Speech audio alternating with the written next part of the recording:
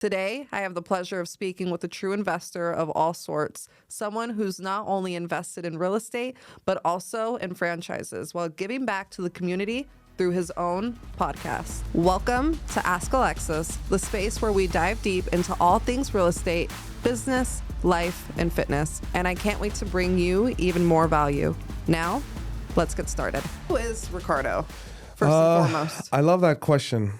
Ricardo is born and raised in Las Vegas, from Mexican immigrants. When I got my parents got here.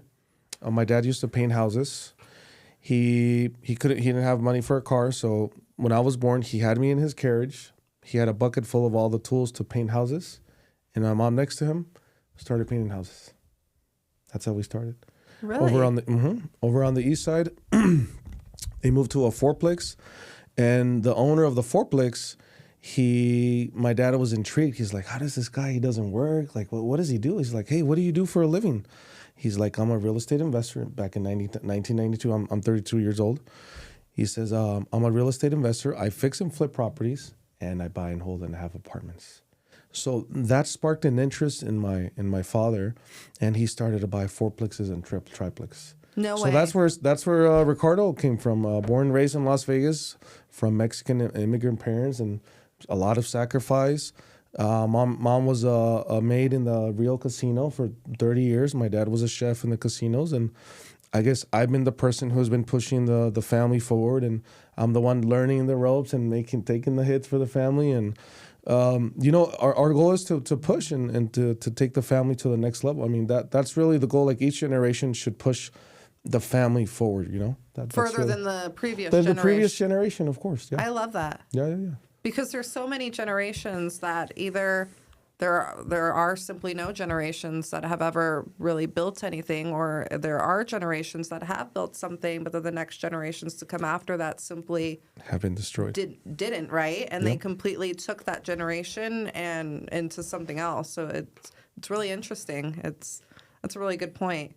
Yeah, so that's me. I've been doing real estate for 10 years, and 10 years. 10 years doing real estate. I started at 22. I'm 32 years old now, and real estate is my passion. Is it your only job that you've ever done? It's my only job in my whole life. Really? Yep. My first and my last. From your dad, right? And your mom.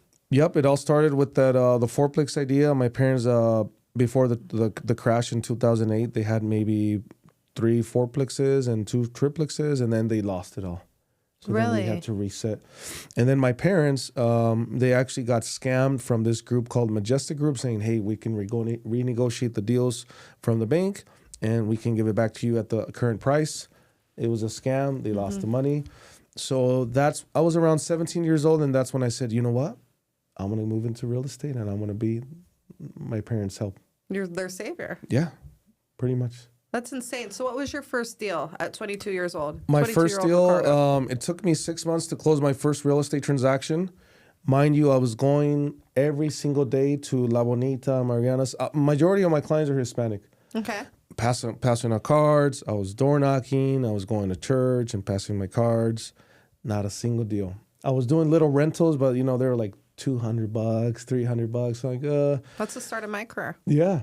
So my first big check was $850, and when I looked at it, I was like, "This is it. This is I'm gonna stick to real estate."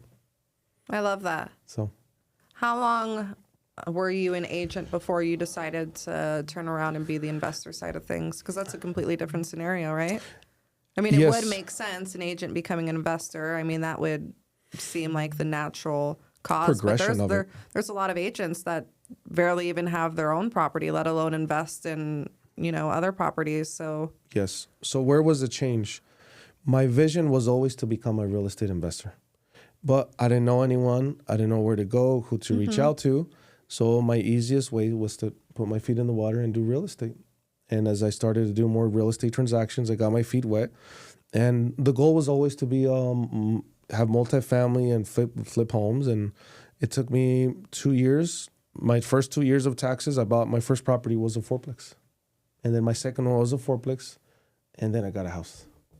This is starting to sound like what my story is, what I'm hoping to be. Yeah, and real estate investing was really what got me to be an agent. If it wasn't for me learning about the different avenues that really real estate investing can create for somebody.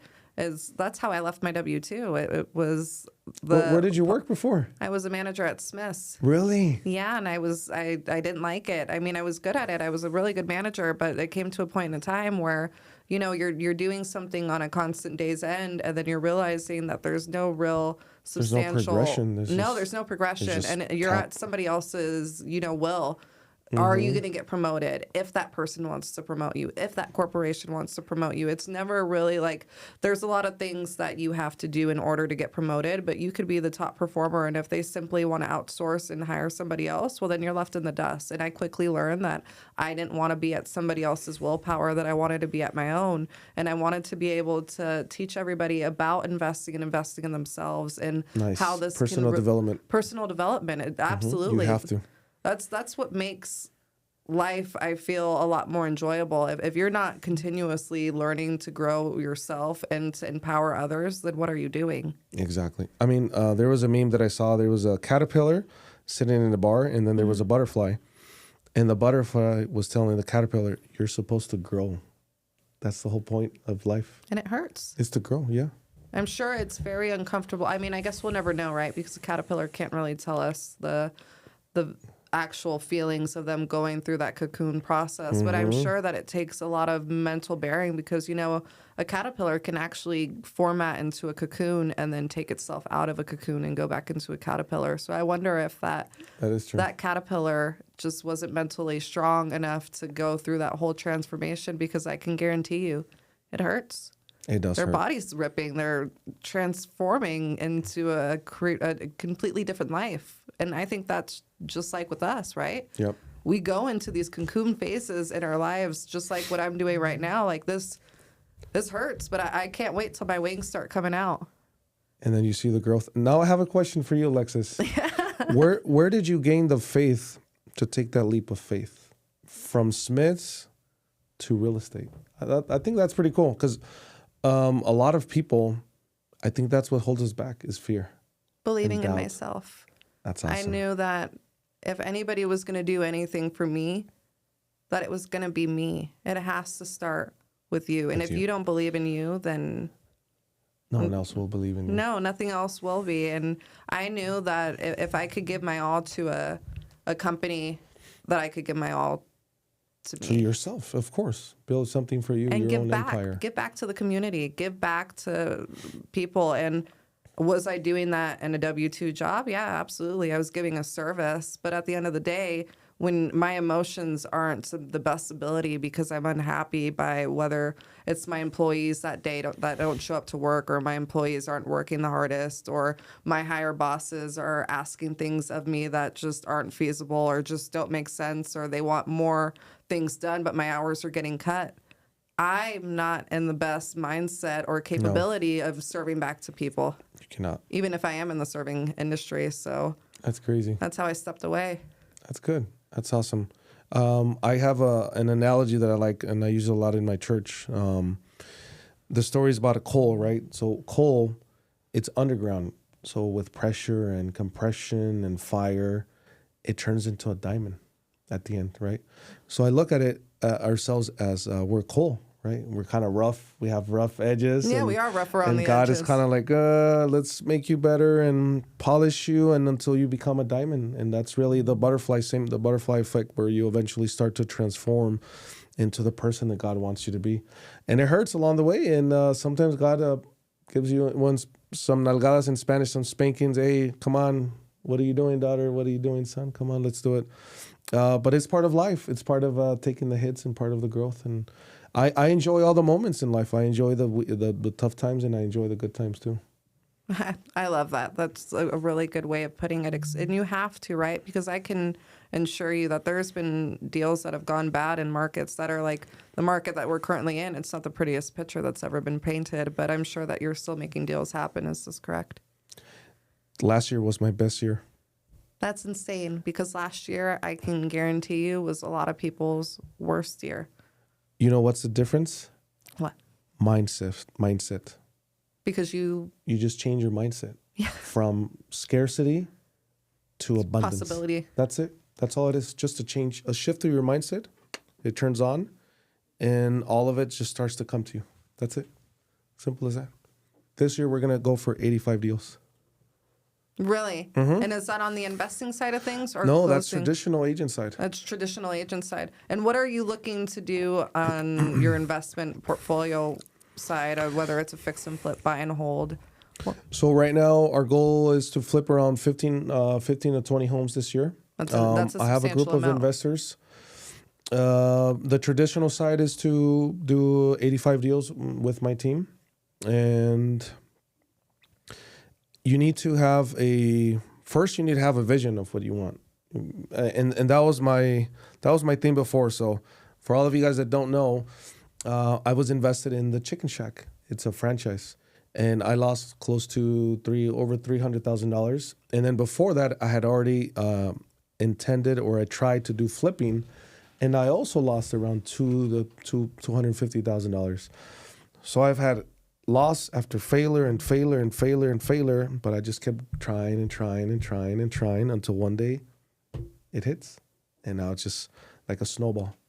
I've already there was a book that talks about the efforts that are being stored, right? And then eventually you break the threshold, and then boom, all the blessings that you were asking for, they just come all at once. But you have to show that faith continually until you can finally see the light of the end of the tunnel.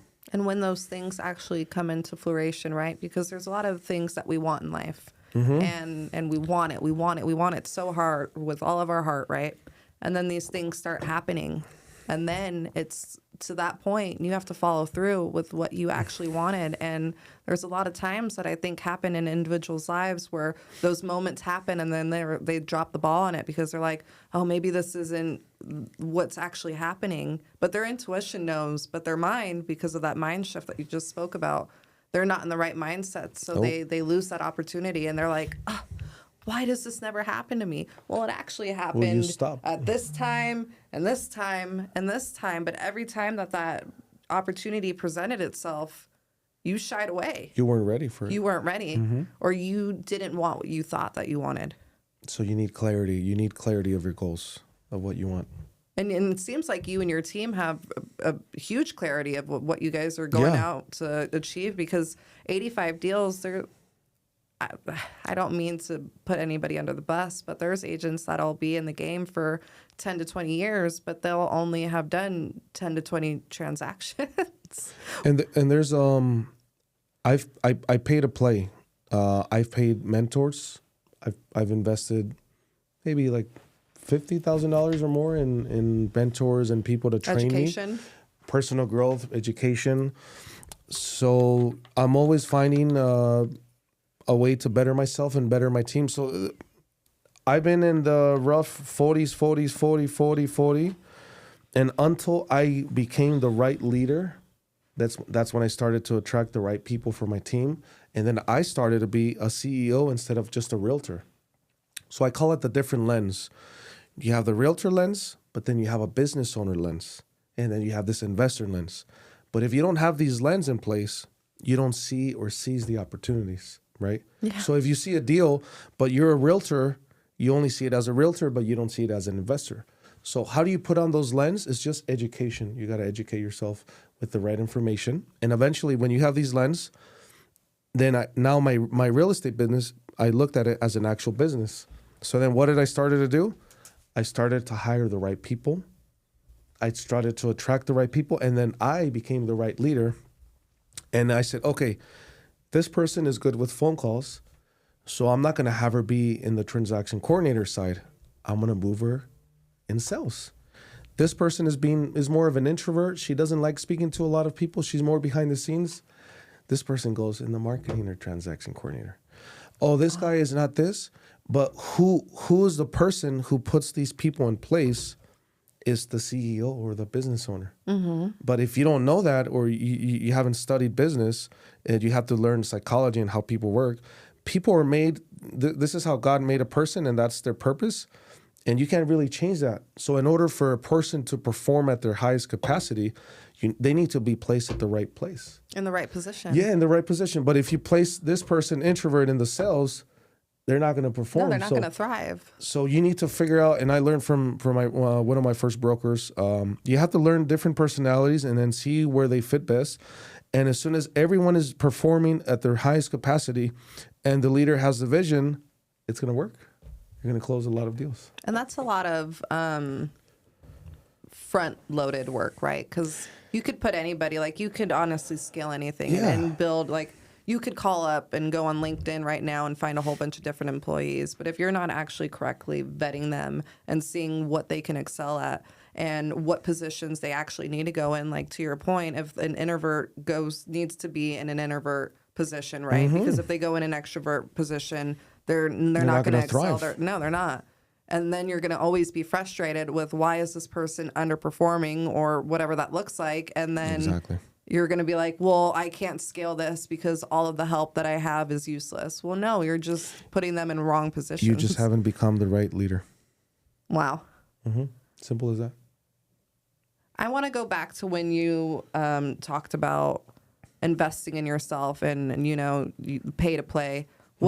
How do you know when to actually pay somebody to learn education, right? How do you know if it's worth it? Because there's so many gurus right now, especially in our day and age on social media that are there's selling a lot all of these courses. How do you baloney. negate all that? How do you know that this is the actual one that I should be spending? Because some of these things could be really costly. Like to your point, a some are mastermind or a group could actually cost 10 you grand, 5 grand. Yeah. Yeah, that's a substantial amount of money, but it's worth it because look at the success that you've been able to achieve. Yeah. Oh, shoot. Okay. Good. We got the goods. What is that? That's Taquitos. taquitos? Taquitos. Really? Yeah. You Roll do speak them up. Spanish, Alexis. I just know how to roll my R's.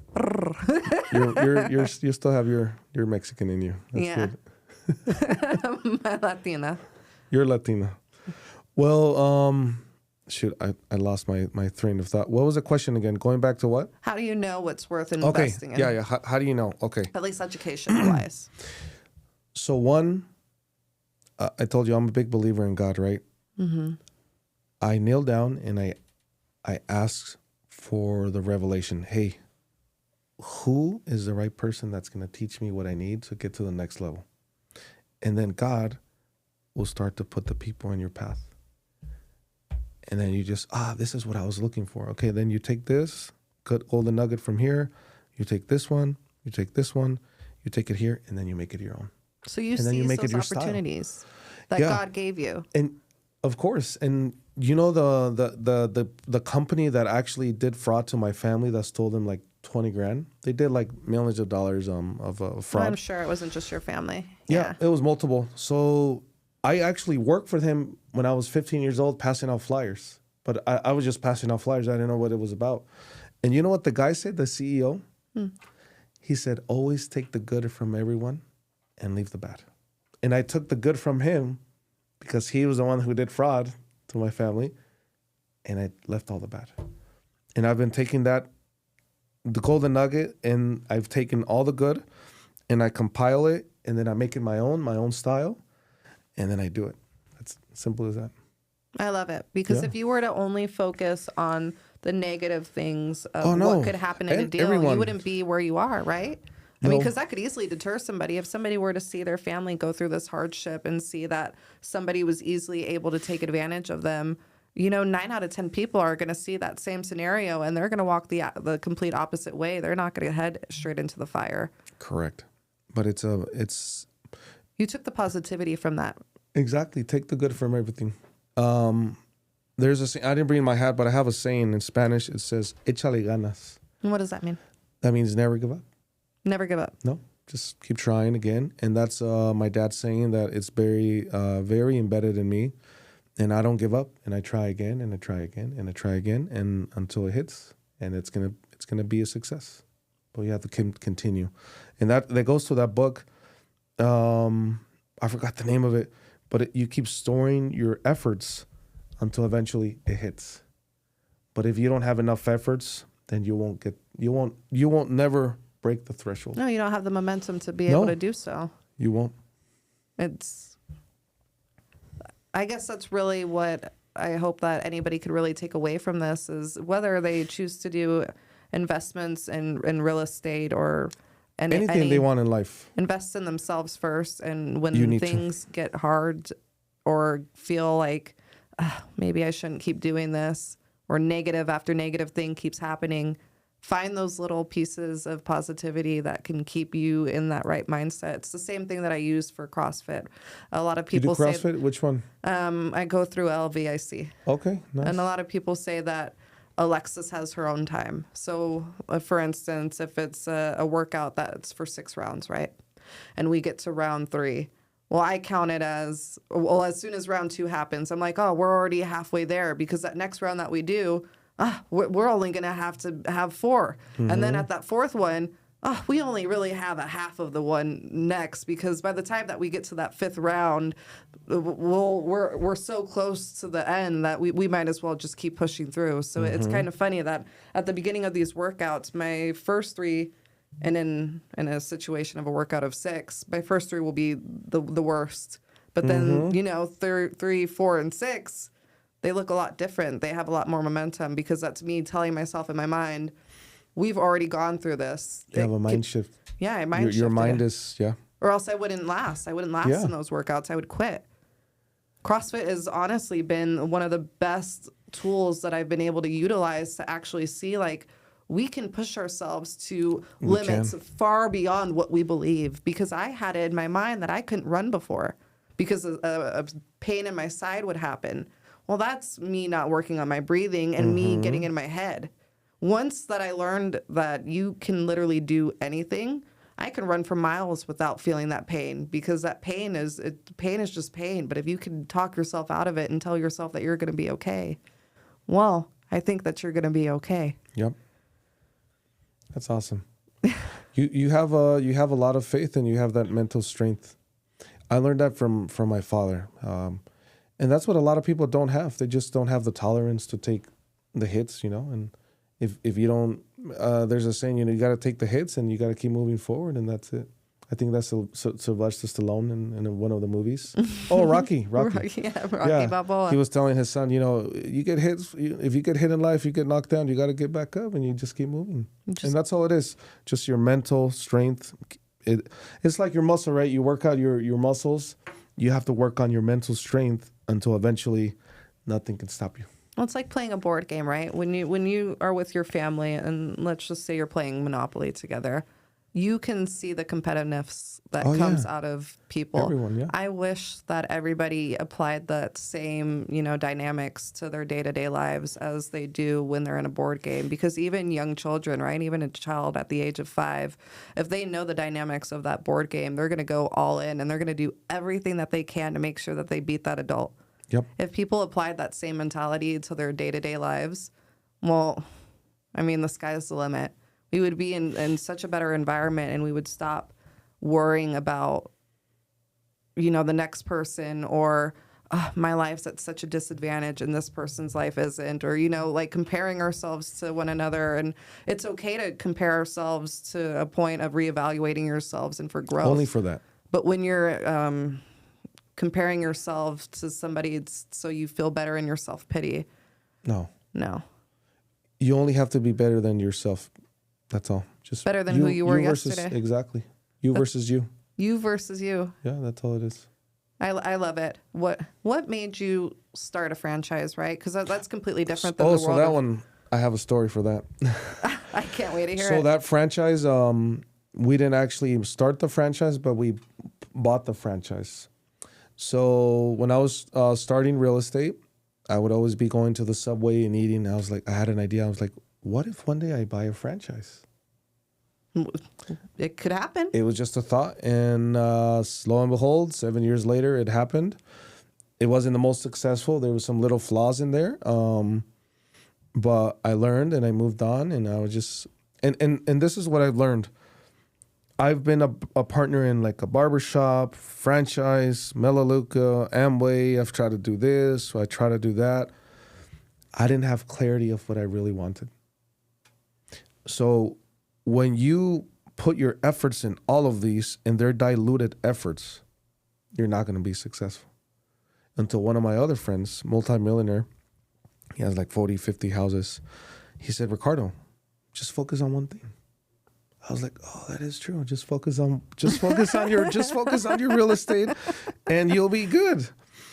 I was like, oh, that's a good idea. All right, I'll try that. Boom, 65 deals. And now we're going to focus more.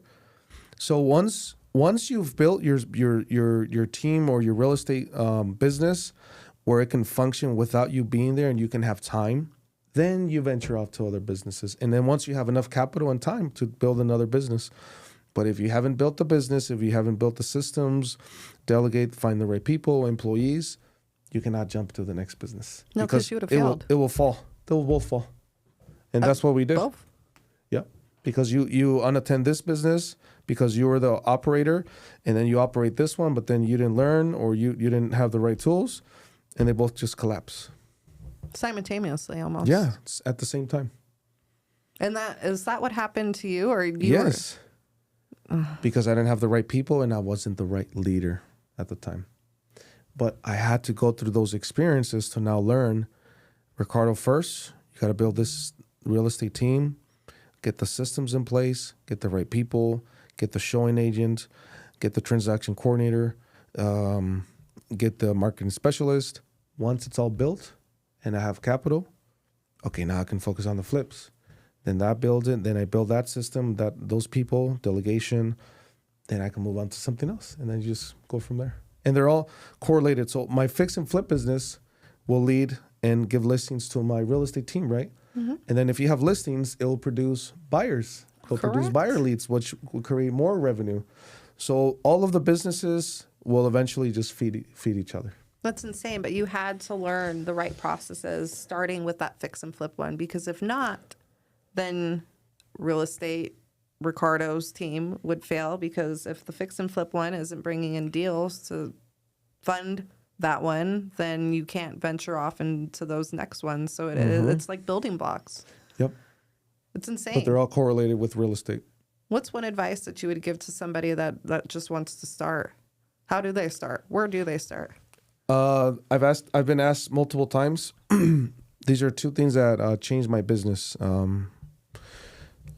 So my first year in real estate, I was at a different brokerage with Pablo Covarrubias. I'll say hello to Pablo. There was a guy who worked for Tony Robbins. No way. And he came to speak with us at our meeting. So let's just say this guy's name is Joe. So Joe was the worst car salesman, right? Mm-hmm. His name, they had a roster and his name was at the very bottom, 0 sales for John. Okay, so Joe. So the boss said, hey, Joe, I want you to take a month off, go home, go to thrift stores, go to bookstores, and buy personal development books. Read them for a whole month, and then come back. So he left the car sales job for a month. He came back. In 3 days, he sold 10 cars.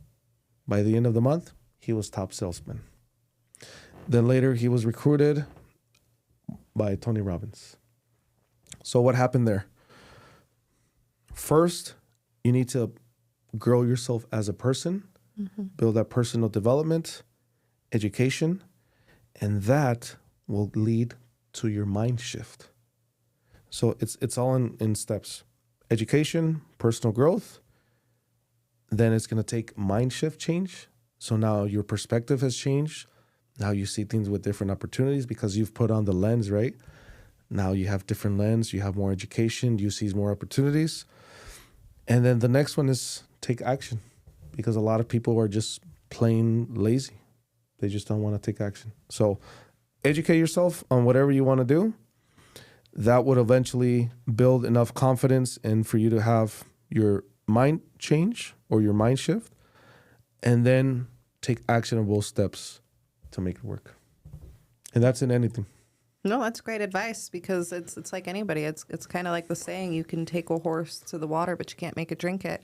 And to your point, if that person isn't in that right mindset to trust that water hole to actually drink from it, even if it is like, let's just call it the fountain of youth, if they're not convinced, they're not going to do it. They won't do it. And they're going to say, well, nothing works. Yeah, it's your fault.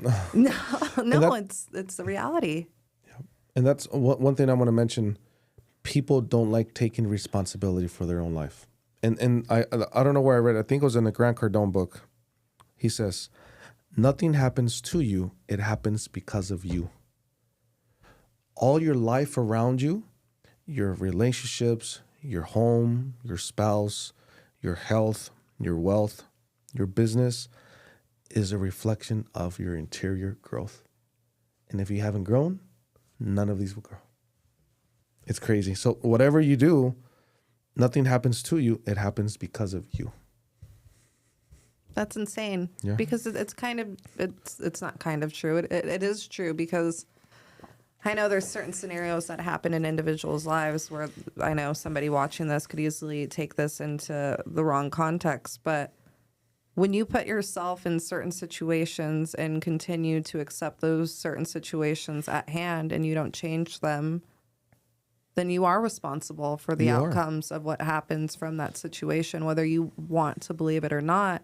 It really does start with, what are you going to accept? What are you not going to tolerate? What are you going to do to change that situation? What are you going to do about it? Exactly. And if you can't change that situation, how are you going to leave? Exactly. But people don't like to take responsibility. No. They want to blame it on everyone else or God. But it's you, yourself. You know, I thought we were going to talk a lot more about real estate, but I definitely think this is a lot more valuable than actual real estate. We can still get to real estate if you have some questions. If you have some questions. Because I think this does really tie into any type of investment journey for somebody. Anything you want to do in life, first you got to educate yourself. You'll have the right mindset, and then you just take actionable steps. I really like the advice of doing the personal, development books, because I could honestly, which I did, I read so many different ways to invest in real estate, so many different avenues. You go down that rabbit hole, and there's a lot of ways that you could make money in real estate. Choose your buffet of real estate, they call it. Yes. There's just so much you can do in real estate. And I think it's really good to know all the different avenues that are available, because when markets shift like they always do, you're able to apply what once worked in this market, but then use a different strategy for the next market. You have to evolve. But if you don't start with yourself, and I'm actually on this journey for myself of this year. I mean, I've always done a personal development thing, but I want it to be so honed in that I know exactly who Alexis is, and Alexis knows exactly where we're going to take our future. I want to make sure that the person that I was yesterday learns something from it. Wow. That's awesome. Yeah. You're doing good. That's good. That's what I want to do. I want to be able to give back to myself, because if I can't give back to me, I can give back to nobody. No one else will give back to yourself. No. Only you can give yourself. It starts with you. Yep. That's cool. Hey, if you have any other questions or... I mean, I have so many, but I think I've just got to bring you back onto the podcast. We'll do number 2. We'll do it most definitely. Because Episode number 2 with Superman. I'm sure that people watch this and we're like, oh, this guy is everything. So on this side of the segment, I just like to bring you a little food. Okay. It's just my welcome, my thank you for That's taking cool. time out of your day and coming here with me. And I just get to ask you a little funny questions just so people get to know who Ricardo is a little bit more. So I guess we'll just start off with my first question. Let's go. If you could flip a famous landmark, which one would you choose? Landmark as in... You could do the Eiffel Tower. You can do... Like flip it? Like rehab it or flip it for money? Flip it for like a rehab and make it like a rental property. Which one? Like it can be any like iconic... Any iconic landmark that's in the United States or out of the United States. Anything. The world's your oyster. Man, that's a tough one. This is what I've realized. Everything is real estate. The mountains, the rivers, water rights. Yeah. Eiffel Tower, Cancun. It's all real estate. Everything that's in ground is real estate. So real estate will never go away. That's really a tough question. I really don't know what I would flip. Maybe the ocean or water rights. I think that's very powerful, especially in Las Vegas. There's no water, and whoever has water rights really has the control. They do. That's water for sure. It's a big, and it's A underground. necessity. Yep. And there's water rights and there's contracts, and yeah, it's part of real estate. And I hope any agent that is directing clients and transactions know what those water rights actually look like, and make sure that when somebody's going in a transaction, they know exactly what they're getting into. There's actually a website that you can search if it actually has water rights. Yeah, It's in Clark County, Nevada. that's amazing. So water rights, I guess. Would you ever consider opening a taco franchise or another franchise at that? Yes. Now that with what I've learned, the systems, since this was a franchise, I couldn't change it no more. Right. And it's so old school and I can't change it. So if I were to start a franchise, I would perfect it, the systems, the time, the turnaround time, the tickets. And I think Houston's Hot Chicken. I like them. You know who they are? Yeah. So this is a young guy. He invested, I think, $250,000 in a fryer. But this fryer filters itself throughout the day. They don't have to go and change the oil. So that means you don't lose time for orders. It's systematic. It's efficient. I think if you tweak any, it doesn't matter, tacos or whatever, but if you find the systems, if you make it more efficient, you make it time, you'll be successful. But I'm first doing it with my real estate now. And then keep building the fix and flip. And then once I have all my real Foundations. estate, then I will Divvy go and do into a another restaurant endeavor. again. Yep. I am actually, that's going to be in my works to go back to a restaurant. I like that because even though it didn't, pan out the way that you had highly anticipated it to, it didn't stop you from. Thank you. Yeah. This is from Roll 'em Up Taquitos. Wow. Yeah. Ooh. I love Chipotle. Yeah, That is good. it's their good sauce. If you could build your dream property from scratch, what 3 must-have features would it include? Let's see. It needs to have a pool for sure. Stuff. I know. Bat cave. So Would you have the Batmobile? yes. So let me tell you, my branding is the Superman of real estate. But I'll tell you the story. How did that came about? So I started real estate. Some agents at the office are like, "Hey, Clark Kent." I'm like, "Me?" Like, "Yeah, you look like Clark Kent. You have the hair, you have the glasses, you're tall, you're big." And then, "Hey, Superman." So they started calling me Superman. And then out of the blue, and I have this other a rep. He's like, "You should try to do that. Maybe the Superman of real estate, this and that." And 3 a.m, I couldn't sleep for some reason. And out of nowhere, I just get this idea. Just call yourself the Superman of real estate. And it's been a hit, and people remember me. They know who I am. They know I do real estate. They know I'm an investor. They know I'm a realtor. Even though I use the Superman as a brand, my favorite superhero is Batman. But it wouldn't make sense to be called the Batman of real estate.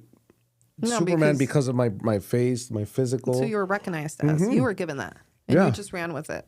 Yeah. It was an opportunity that was given to you, and instead of fumbling that ball, you doubled down on it, and now And I you ran are with it recognizable. That's as a exactly what Superman. I'm doing with this podcast. I rebranded this podcast for that exact reason, because I want, when somebody sees my brand, they instantly know, Alexis, Yep.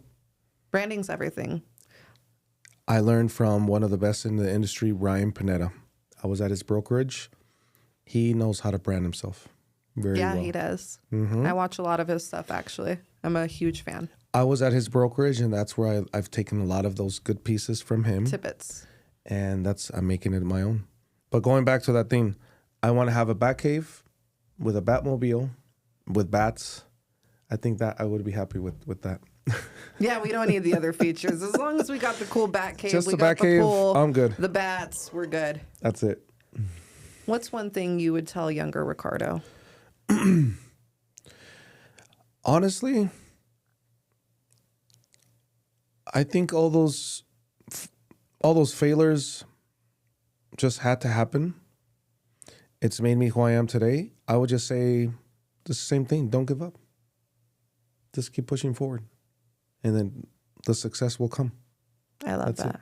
I think that's all I would tell myself, because I wouldn't say, hey, be careful with this or this girl, or don't do that or do this. But it's part of life. Like, you have to take the good and the bad from life. And that the bad makes you appreciate the good, and it makes you better. You have more experience. I mean, that's the whole point why we came to this earth, is to experience as human beings, and we grow. So that's what I would say. That was such a great way to end. Thank you so much for coming on today. Alexis. Thank you for taking time out of your day. I know that there's people that are going to watch this podcast, and it's really going to resonate with them. And even if it's just one person, I know that one person is seriously going to benefit from this. So I can't thank you enough. I know my viewers enjoyed this. I can't wait to have you back on with episode number 2, Superman of Real Estate. To all investors, business owners, somebody that believes in themselves, if you're interested in coming on this podcast, please, I would love to have you on. I would love to be able to have that interview with you. Let your specialties shine through, who you are, why you do it, and why you chose to believe in yourself. If you are interested, please reach me at 725-312-3127. And with that, I'll see you next week. Thank you.